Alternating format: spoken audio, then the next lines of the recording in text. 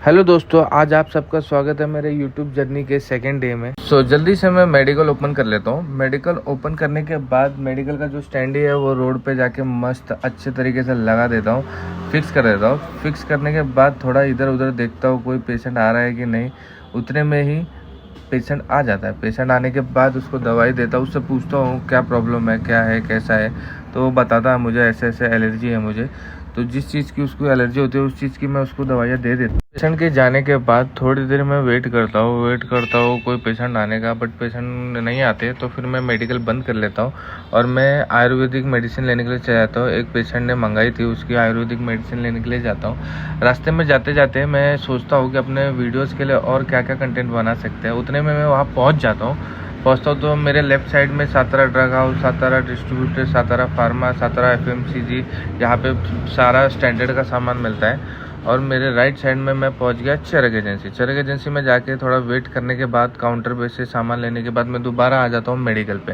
Medical पे आने के बाद थोड़ा जो सामान आया हुआ होता है उसको मैं सेटअप करने लग जाता हूँ। सामान निकाल के चेक कर लेता हूँ पहले तो कि सामान बराबर है कि नहीं, क्योंकि आप जब भी कोई भी सामान आए तो उसको बिल के साथ चेक कर लेना चाहिए। ये सब चेक करना बहुत इंपॉर्टेंट है, बिकॉज जब डिस्ट्रीब्यूटर से सामान आता है तब बिल में कितनी क्वांटिटी है और अपने को जो हाथ में आई है वो क्वांटिटी सेम है कि नहीं वो चेक करना पड़ता है। उसका बैच नंबर, एक्सपायरी सब चेक करना पड़ता है, बिकॉज पीसी में जब हम फीड करते हैं तो उसका स्टॉक मेंटेन करने के लिए बहुत बढ़िया रहता है। उतने में ही एक पेशेंट आ जाता है। उस पेशेंट से बात करके उससे पूछता हूँ मैं कि आपको किस चीज़ की दवाइयाँ चाहिए, वो क्या बीमारी है वगैरह एक्सेट्रा।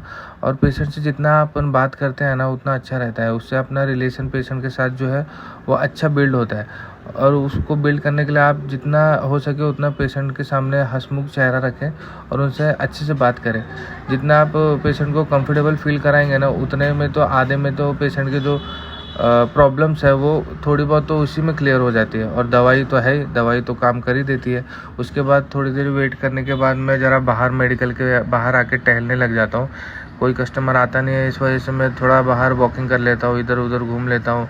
और मैं बाहर खड़े होने की वजह से क्या पता कोई मुझे देख के आ ही जाए पेशेंट, ये सोच के भी मैं थोड़ा इधर उधर घूम लेता हूँ।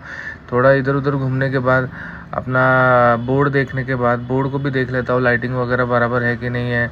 बोर्ड का एक लाइटिंग चेक करने के बाद फिर मैं आते ही पेशेंट आ जाते हैं मतलब मैं आपको है ना डेली सारे पेशेंट नहीं दिखाता हूँ कि कितने पेशेंट आए, क्या है वगैरह एक्सेट्रा। थोड़े 2-3 क्लिप्स बना लेता हूँ मैं 2-3 पेशेंटों की, वही आपको दिखा देता हूँ। बिकॉज सारे जितने भी पेशेंट है उतने अगर मैं क्लिप्स बनाने लग गया तो फिर बहुत लंबी वीडियो हो जाएगी, और लंबी तो छोड़िए कितनी एमबी की वीडियो हो जाएगी।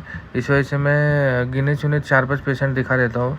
पेशेंट तो बहुत सारे आते हैं लेकिन उसमें से थोड़े बहुत आपको दिखा देता हूँ। उसके बाद मैं फिर बिलिंग करने के लिए ले लेता हूँ। बिलिंग हो जाती है, कैलकुलेशन करने के लिए ले लेता हूँ आज मैंने दिन भर में कितनी सेल करी है।